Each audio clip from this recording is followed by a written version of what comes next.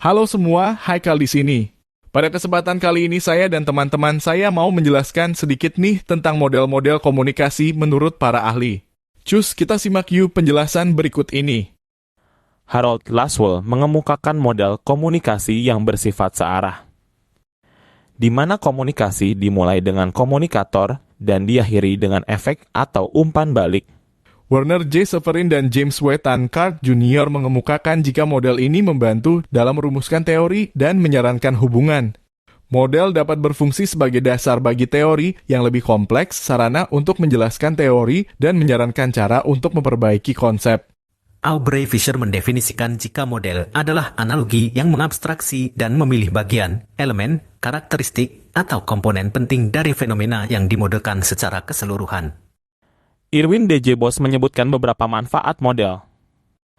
Model dapat menyediakan kerangka rujukan untuk memikirkan masalah bila model awal tidak bisa memprediksi.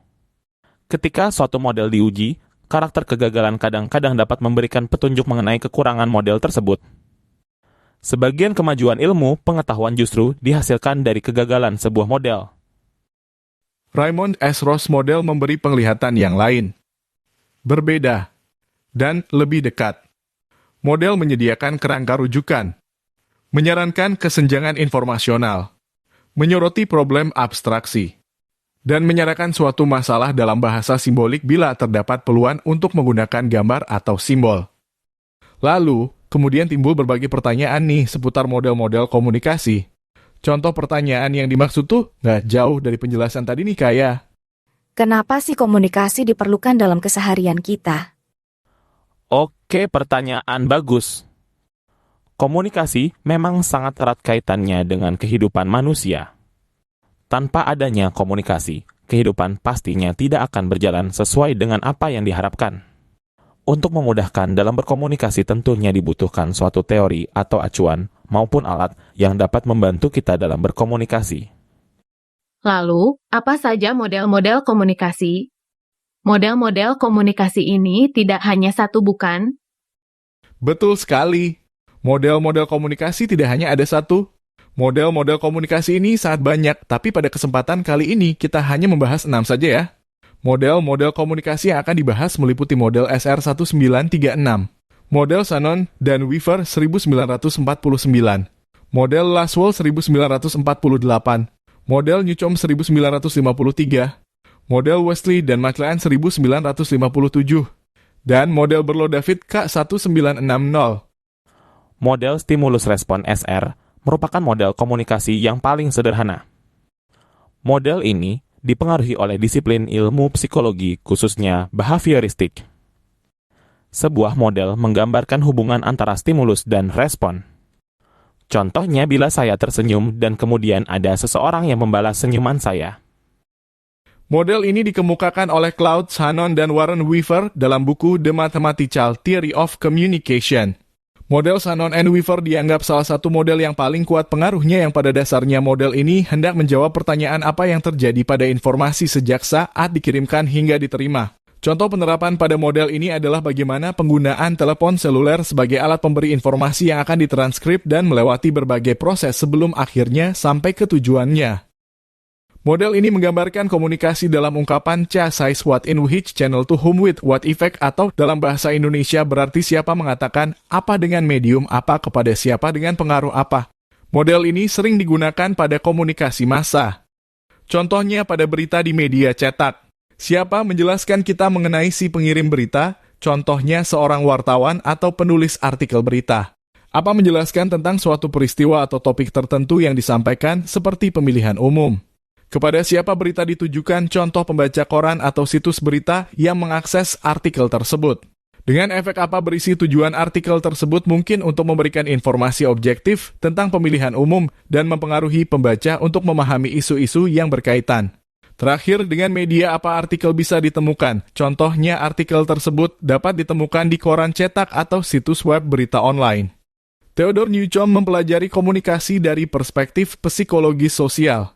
Model tersebut menyerupai diagram jaringan kelompok yang dibuat oleh psikolog sosial dan merupakan formulasi awal konsistensi kognitif. Dalam model komunikasi ini sering disebut model ABX atau model simetris. Contohnya adalah kasus donasi amal. Seorang individu dihadapkan pada situasi di mana mereka dapat berdonasi kepada sebuah organisasi amal. Mereka memiliki dua pilihan, yang mana pilihan pertama adalah kotak bening yang didefinisikan sebagai orang yang berdonasi sejumlah uang yang mana mereka rasa cocok dan merasa bahwa ini adalah tindakan moral yang benar. Dan pilihan kedua adalah kotak hitam yang mana seseorang tidak berdonasi sama sekali. Dalam kasus ini, model Newcomb dapat diterapkan sebagai berikut: kotak hitam, yang mana dia tidak berdonasi. Jika mereka memilih ini, maka mereka akan memiliki jumlah uang yang lebih banyak untuk digunakan dalam keperluan pribadi. Kotak bening, yang mana dia berdonasi. Jika mereka memilih ini, maka mereka akan merasa bahwa mereka telah melakukan tindakan yang baik secara moral dan etis. Bruce Wesley dan Malcolm McLaren keduanya merumuskan model yang mencakup komunikasi interpersonal dan komunikasi massa serta memasukkan umpan balik sebagai bagian integral dari proses komunikasi. Mereka menambahkan peristiwa, ide, objek, dan orang dalam jumlah tidak terbatas yang semuanya merupakan objek orientasi, menentukan peran C antara A dan B, dan memberikan umpan balik. Contohnya adalah pada pembicaraan antara teman-teman. Ketika teman-teman berbicara tentang rencana sosial atau masalah pribadi, maka bisa dianalisis sebagai berikut. Individu merupakan teman-teman yang terlibat dalam pembicaraan. Pesan yang disampaikan pada percakapan ini bisa tentang rencana, pengalaman, atau masalah. Konteks yang diberikan informal, relaks, atau serius tergantung pada topik pembicaraan.